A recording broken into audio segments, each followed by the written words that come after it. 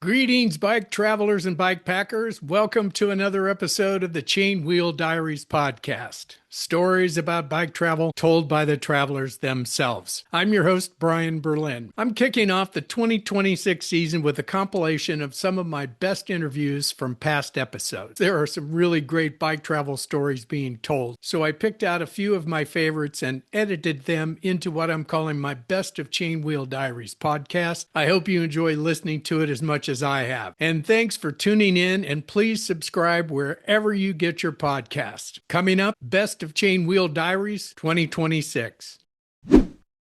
Just about every bike traveler will encounter that one moment when you think, oh shit. Either you're stranded, lost, broke down, out of water, out of daylight, or you're just too tired and hungry to pedal another inch. John Nitty's moment came when he was attempting to cross the Continental Divide in New Mexico during his 10,000-mile journey across the U.S. Here's John to tell the story.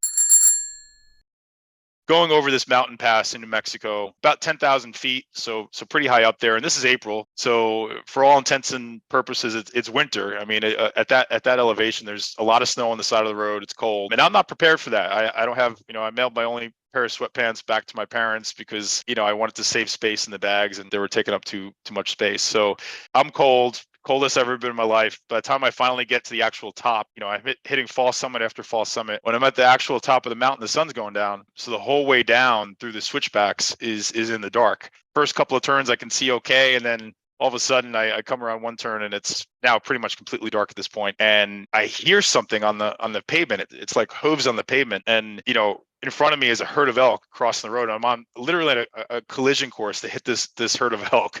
I could actually hear them before I could see them because it had become so dark, and almost ran into them. I was able to hit the brakes in time. It was one of the craziest things to ever happen to me. Despite having not one but two GPS mapping systems to guide him, Chris Compton found himself stuck in a labyrinth of levees in central Florida during only his second day of his 90-day ride across America. It was early in the trip and I had not figured out the eating yet. And one of the big challenges of undertaking something like this is you have to give your body the fuel that it needs to make this work. And I'm no scientist, and I don't know exactly how much fuel my body needs to do this, but it's more than I gave it on the second day. I was using at the time, I was navigating with a combination of Komoot and Google Maps, both of which have strengths and weaknesses. And on this particular day, Google Maps really, really wanted me to go into this little, I guess, a nature preserve, a state-owned wildlife preserve area. It was kind of like going into the wilderness, except I had my cell phone right there in my hand, and I knew that I was this far from the road. So I go into this wilderness facility. I found an elevated wooden shelter, and it wasn't raining at the time, but it looked like it might start raining again. And I just laid down and took a nap in this shelter. And when I woke up, I looked at Google Maps and it wanted me to continue further into the state area. So I looked at Komoot, and Komoot said, "Oh, yeah, that's a fine idea. Just go that way. You're going to be good." So I started heading that way, and I'm riding the bike, and there's canals everywhere. And once I got into this area and got into the canal part, I would be riding along 4 miles an hour, 3 miles an hour, and I would ride a mile and a half with canals on both sides, looking at my map, looking for this one particular road that'll get me out, and then boom, I'd run into a canal. And I got nowhere to go. It's like a fun house. And I did this for a couple of hours. Late in the day, I came to a gate, and that was the road that both of my map softwares wanted me to go out on.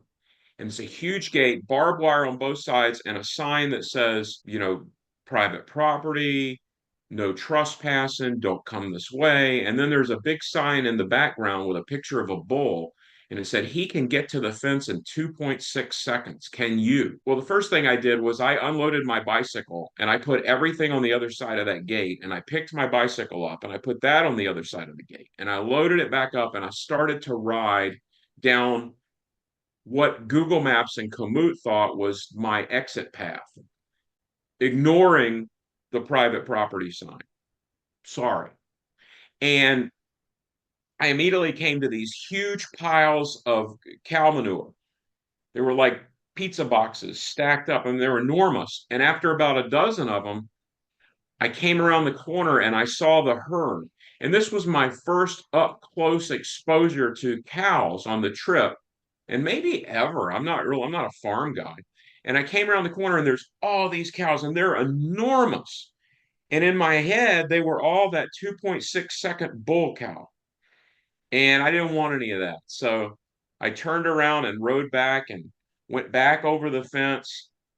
And I tried for about another half an hour or so to figure out my way out of there. And finally, I just said, I'm not getting out tonight. I mean, it was 6:30. I was tired, and it started to hit me that I hadn't eaten. And so I decided I was just going to have to spend the night in there.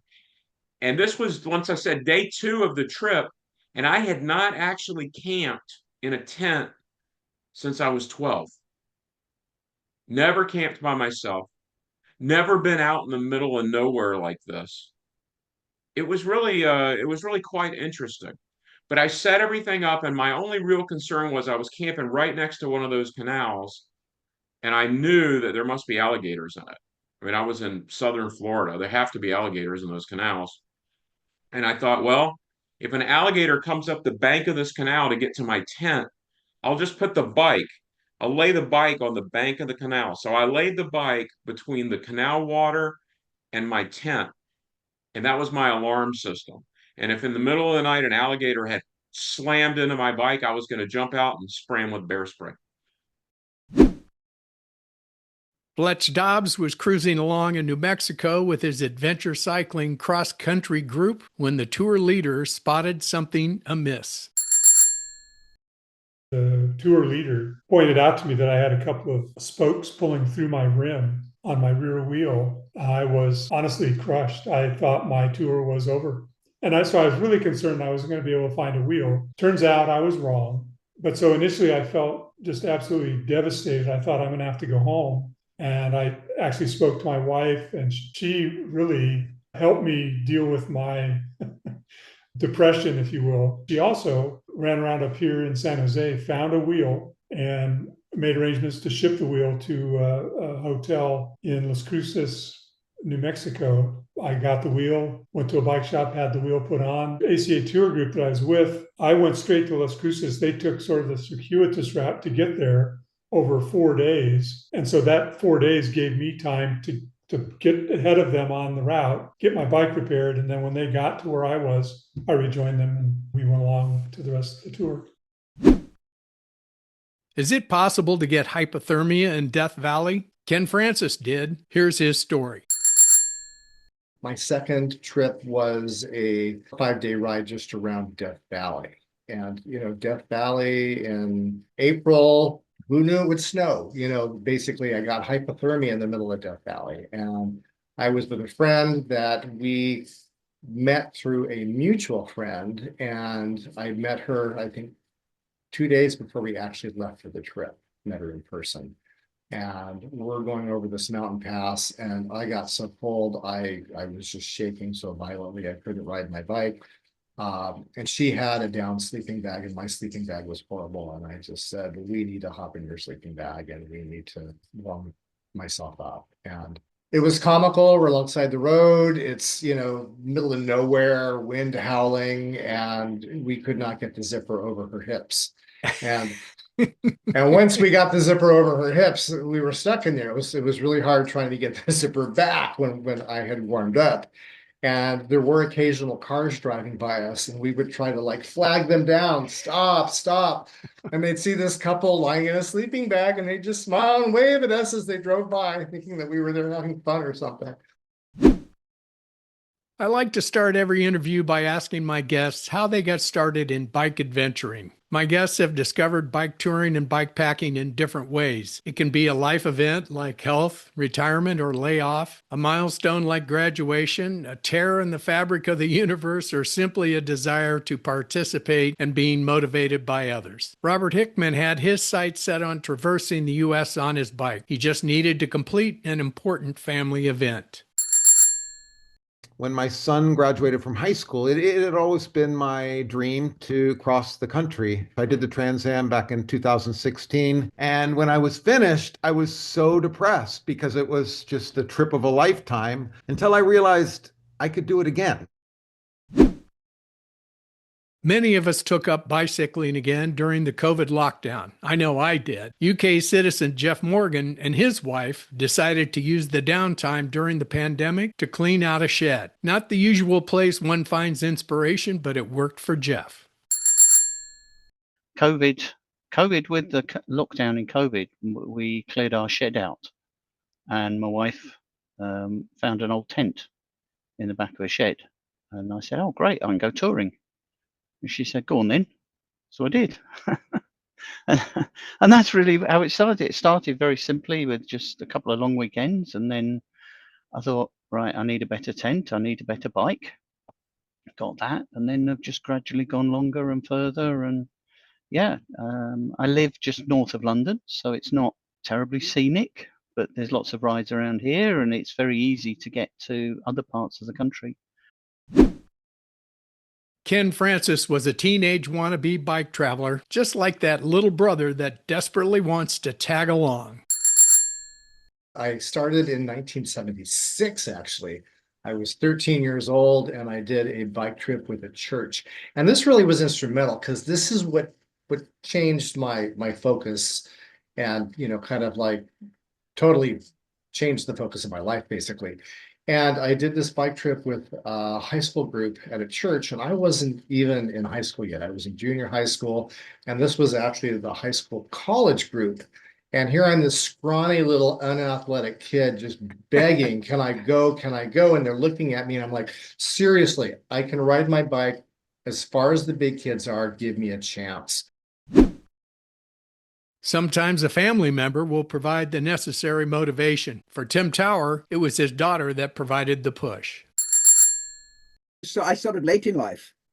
2008 was a seminal year for me because I started learning Spanish, number one, and I started cycling longer distances. And both were due to my teenage daughter. She encouraged me in both. And I remember her coming in one morning on 2008 and said, Dad, we've got to ride the STP. Now, not everybody would know what that stands for. It's well known in Seattle. It's Seattle to Portland bike ride, 203 miles, usually 2 days. There's some people who do it in one. I said, Amy, you're crazy. I can't do 20 miles. How can I do 200? She said, Dad, you can learn. Stop being so old. So she talked me into joining the Cascade Bike Club, a wonderful organization. They had 6 different groups of cyclists. I joined the slowest group, the red group. And lo and behold, I found they were nice to me. They didn't criticize my worn out Craigslist bike, for which I paid $60. And they advised me on what other bike I might want to buy. And from then on, I trained and started commuting to work, which is 47 miles round trip. I started doing that. Did the SDP and my whole life changed. My mileage came down from 12,000 miles a year in a car down to about 5,000, and I was biking more than I was driving. Watching others ride a bike can provide a spark. For Dave Morris and Wendy Holmes, it started when they observed a local Gran Fondo ride. There's a Gran Fondo that comes through from Vancouver to Whistler most years. One year, I think it must have been 2011, perhaps, we walked down to the end of our road to watch the riders coming through. And I said to Dave, oh, this looks really good. We should do this.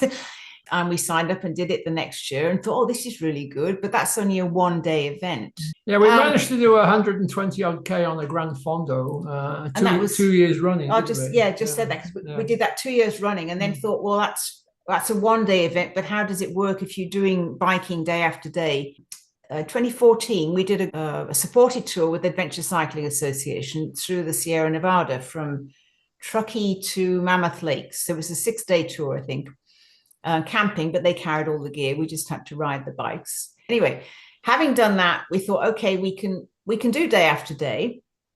And then the following year, 2015, so that year we decided that we would go and visit all the relatives and friends in England, but we'd do it on bikes and then we'd carry on to Europe. And that turned into our first big tour, the 5-month one. when we started it, Dave was very kind of digging his heels in. I don't know if we could do this. And by the time we got off Eurovelo 6 in Mulhouse, I think it was, he said, I don't want this to end. And I thought, oh, yay, I've done it. I've convinced him.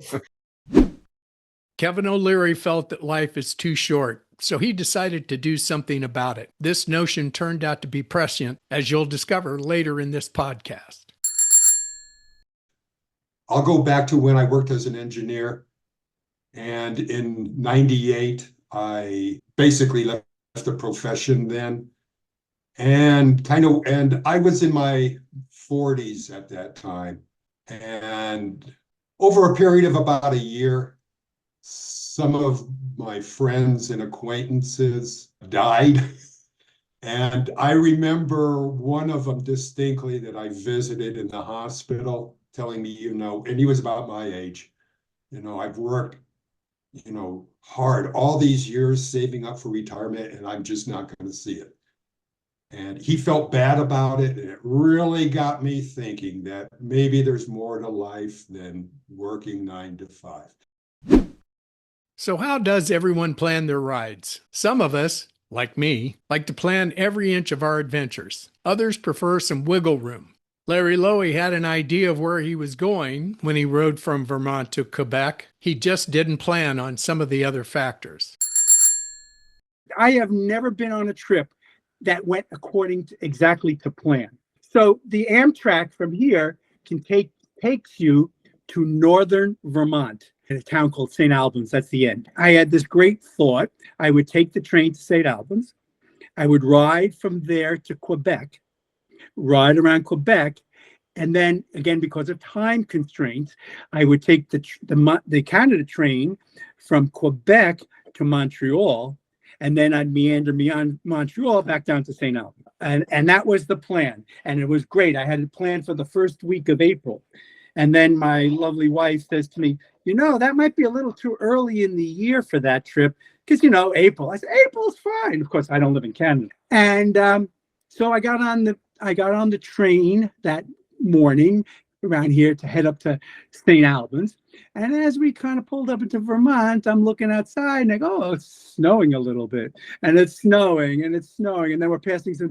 So by the time we got to St. Albans, it was kind of a blizzard. But my hotel was close by. So anyway, I got up to Vermont, rode up to Quebec. It was freezing cold. The roads had been cleared. I had planned on doing some bike paths. Those weren't cleared. And then as I got close to Quebec, it snowed again. It was coming down pretty heavy, but again, that's the beauty of traveling by yourself. I was a few miles from my final destination, and it was snowing pretty hard. You had to clean the snow out of the gears, etc. And a guy pulls over with a pickup truck, because people are so helpful, and he pulls over. He says, "Where are you going?" I said, I know it's not that far, but would you like a lift? And I said to him, I know this is going to sound stupid, but I made it this far. I want to finish. And he looked at me with a straight face. I understand completely. I'm a bike rider. Wendy Holmes is a detailed planner out of necessity. She and Dave ride for months overseas, and being away that long requires a detailed planning system. I use Excel spreadsheets. So sort of the number of, and also when we're overseas, we're limited by visa days. For instance, the last one to Europe, where you're stuck with a 90-day visa. So that's what you've got to work with. Then you figure out what exactly you want to see. And I start linking up the dots on Google Maps, and then usually average an 80K day for sort of to see what's at the end of 80K. Is there a town? Is there accommodation? Having worked out the 80Ks, if it's a very hilly day, I'll shorten it to see what comes after 50K. And then I sort of fill in this spreadsheet with all the mileage. I try to have 3 days riding, then a rest day. Anyone riding a long-distance tour is very familiar with the kindness of strangers. People observe riders with fully loaded bikes and just naturally want to help. These helpful folks are often referred to as trail angels and come in all shapes and sizes. John Nitty's angels were bikers that showed up with cold water. So I was having breakfast in this diner, the Blue Line Diner, in this very small South Dakota town before I get on Route 212, which is going to take me across the whole state. Very barren road. I knew about it because of Barbara Savage's book, Miles from Nowhere. She describes this road. She actually dedicates a whole chapter, and she only has 15 or so chapters in the whole book, and she goes around the world, so a whole chapter is dedicated to Route 212. So I said, I want to kind of check this out for myself and see the desolation, because, being from Long Island, New York, it was kind of unique, very unique for me to see open stretches like that. And so I was pretty curious about it. When I was having breakfast that morning, the owner of the diner was very concerned that I was going to run out of water, and no food, no water, nothing out there. I drank as much water as I could handle at breakfast, and filled up my bottles as much as I could, and then hit the road. But I was having really bad headwinds, so I was working even harder than I thought I would have to, and drinking more water as a result. So I'm about halfway through the day, and all of a sudden this motorcyclist pulls up in front of me and kind of pulls over the shoulder in front of me, and she hops off her Harley and goes to the back compartment of her bike and takes out this big ice cold water bottle and just hands it to me. And I'm shocked. I'm just looking at her, just not even know what to say. And she said, "This is from Connie, who's the owner of the diner, and the crew at the Blue Line Diner. This is from them." And then a little later, it didn't stop there. A little later, another motorcyclist going the other direction stopped, and he hopped off his bike and got an even bigger bottle of water, bigger, colder bottle of water, and handed it to me again. And he said, "This is from the first motorcyclist that was going the other direction." So he must have ran into her at a gas station or something way down the road. So the day I needed it most, I had this kindness from perfect strangers, that had no connection to me whatsoever. They were just other travelers on the road, and they were looking out for me. Chris Compton was slogging through a downpour when a stranger in a pickup truck offered him a ride, starting a chain reaction of trail angel good fortune. In North Dakota, I was riding in the rain. It was raining, maybe the hardest rain of the trip. And I knew it was coming all day long, but I was riding, I think it's Hazleton, and I'm riding towards Hazleton. I'm wet, and it's raining really hard. And my original plan that day was I thought I would camp in the city park because they allowed camping. But once I got wet, I thought, well, maybe I'll just keep on going. I'm already wet. There's no need to stop and set up my tent in this wetness. And a pickup truck slowed down as I was setting up a camera to tape myself riding in this rainstorm. A pickup truck slowed down, and he pulled up, and it was raining so hard he didn't want to roll his window down. So he's leaning up over the top of his window to talk to me. And this guy is a man named Joe Shea, and he's in his 70s, really nice guy. And he asked me some questions about what I was doing, and he suggested that I put my bike in the back of his truck and he would get me out of the rain. I, at the time, had never heard the term EFI. I heard it later in my trip, but I was kind of the mindset that my bicycle was going to roll on the ground from where I left to the Space Needle, and it wasn't going in any trucks. And he said, well, fine. He didn't understand that, but he said, well, fine. Well, when you get into town, we'll get you out of the rain. Why don't you come to our house? And I said, okay, what's your address? He said, I don't know. We're the brick house next to the Catholic church. So I rode into town. I found the Catholic church. There's a brick house next to it. There's Joe standing on his porch. He's looking for me. He got me out of the rain. He put my bike in his garage, and he took me somewhere to get me something to eat. We came back to his house, and I met his wife, and they were the most delightful people. They've never picked anybody up on the street like this before. It's not something they probably would have thought of doing. They never met me. I've never met them. They put me up in their house. Robert Hickman was riding in a remote area of Mexico, not a soul in sight, and then Baja Divide. So there was a section, 3 days with no resupply. So I carried 13 liters of water on the back of my bike. And one of those days where I was in the middle of nowhere, two different Americans stopped and gave me beers, which when you're on a bike ride, a cold IPA, it really hits the spot. a bike adventure in a foreign country may intimidate some due to the language barrier. Mexico and Latin America are favorite destinations for bike travelers. Tim Tower speaks the language. Most of us don't. Now, the question about Latin America is, how much Spanish do you need? You can do the whole route without knowing anything other than Donde está el baño, and Cuánto cuesta. And you'll get by. And more English is being learned, especially amongst by the young people. But if you're going to spend years cycling down there, which really is worthwhile, it's worth spending several months getting to advanced beginner stage. Ride a loaded bike all day and you're going to sweat. Ride a bike every day, skipping showers, and you're going to build up some pretty serious odor. But as we'll hear, there's body odor, and then there's body odor. Paul Tukey is a Warm Showers host in Kataisi, Georgia, and he's had many bike travelers stay over on their way to Asia. One guest stands out in his memory, perhaps not for the best reason.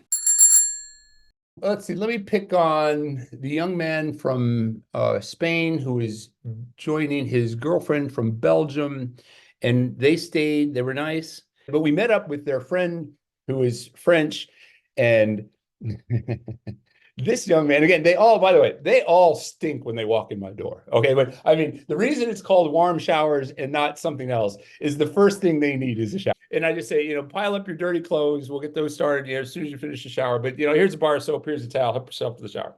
But this Spanish guy, so we meet him actually at a restaurant, a shawarma place before we go back to my house. And this guy, I don't think he hadn't showered in 2 weeks. In the summer. Okay. I mean, wow, you could smell him half a block away. This guy, we were walking up the steps to my place. I'm thinking he needs to shower before we go cycling again. I mean, it was so harsh. It was so harsh. And then, and I'll never forget the young man, as I strongly suggested to his friend from Spain, I said, he's got to get a shower. I mean, we got to get those clothes soaking. And I remember his response was, well, no, I just showered a few days ago. And I'm thinking, no, dude, you need to, we might stop at a market or a place to eat. So that was a memorable one just because he was a little bit reluctant to shower, even though he probably needed to shower more than anybody else. Robert Hickman and the group he was riding across the country with humorously competed on how long they could go without showering. They even established 5 levels of odiousness, 5 being the smelliest, of course. I ended up finding a bunch of really fun people to travel with, and we had the time of our lives. I mean, just laughing hysterically, all sorts of hijinks. We were so silly. We talked about the levels of cleanliness, and so sometimes we would go 3 days, 4 days, or God forbid, 5 days without a shower. And so we came up with these levels, and I don't know, I think it was Oregon. We came across these Mormon crickets, which were the most disgusting, like cockroach creatures that we'd ever seen. And Mormon crickets eat one another. They're cannibals. And so we said level 5, you're on the level of a Mormon cricket. But, and we would try to clean ourselves as often as we could, sneaking into campgrounds and using the showers, or sneaking into our RV places and using their showers. So many hijinks. So, if a fellow bike traveler tells you that you smell like a Mormon cricket, you'll know what that means. You've probably seen the memes and articles promoting the idea that a bike ride will solve all your problems. That assumption may be overblown. Taking to the great outdoors on a bike or a hike may not be a panacea. Brian Regala tackled these notions about cycling and mental health in an article entitled Me, Myself, and I, published in the December 2024 issue of Adventure Cycling magazine. The outdoor industry and in general, I think, is so good at so many things, but this aspect of mental health and sort of talking about it and talking about sometimes you do need a little more help than just getting outside. I don't think they're particularly great at that, and I include myself in that. But I in that article I did reference some other stories that have been written and whatnot. I think there is this, very much a go climb a peak, go outside, go camping. You need to get off screens and you need to, just go out in the woods for a week and you'll be fine when you come back. You can probably speak to this being a Midwesterner as well, but I think there are things you don't talk about growing up, right? You don't talk about religion and politics and all that sort of stuff. And I think this falls into that category. And there are a lot more people out there who I think struggle with this type of thing than any of us would probably think. I think talking about this stuff is important, and that's what, hopefully can give other folks, the not permission structure, but just sort of make them feel a little bit better about sharing their experiences as well. I'm going to wrap up this best of episode with kind of a public service announcement. As bicyclers, we understand the risk of riding on roads with cars. Most of us take the necessary precautions, wearing high-vis apparel, utilizing flashing taillights and headlights, observing traffic laws, and keeping car traffic in our rear view. Despite these precautions, we can never be certain that someone driving a car is aware that we're on the road with them. Drivers may be impatient or distracted or simply unaware. Brian, thank you so much. I've enjoyed chatting with you. It's always wonderful to talk to other touring cyclists. I think you do a great thing. I don't think there's enough, podcasts out there. You can't say anything but good things about people getting out on their bikes. So if I can motivate, my adventures motivate one or other two people to get out there on their bikes, I'll be very happy. So thank you for your kind words. I appreciate that, Brian. Been great chatting with you. Same here. And maybe our paths will cross again. I hope they do. Best wishes to you going forward. Same to you, Brian. Keep what do they say? Keep the shiny side up. Keep the shiny side up. There That's a you good go. that's a good note to part ways on. Sadly, we never got that chance to meet. November 17, 2024, Kevin O'Leary started a new journal on Crazy Guy on a Bike. He took a picture of a roadside memorial for an accident victim on New Mexico Highway 90. On Friday, Kevin set out for Deming, New Mexico, his first overnight stop before heading south to Mexico. Saturday, Kevin set out for Mexico, riding south on Highway 11. Mexico State Police have arrested a man who allegedly hit and killed a bicyclist near Deming over the weekend by using a high-tech license plate recognition system. Police say 33-year-old Noel Ronquillo Jr. was identified after the system linked his vehicle to a crash that killed 69-year-old Kevin O'Leary. Investigators say Border Patrol and CBP helped find the suspect's vehicle as he was trying to cross into Mexico immediately after the crash. He is charged with involuntary manslaughter and knowingly leaving the scene of an accident involving great bodily harm or death. I want to remind all of you bike travelers and bike packers to be accountable for your own safety. Do not assume drivers know you're there, but ride often and ride safely. And Kevin O'Leary, keep the shiny side up.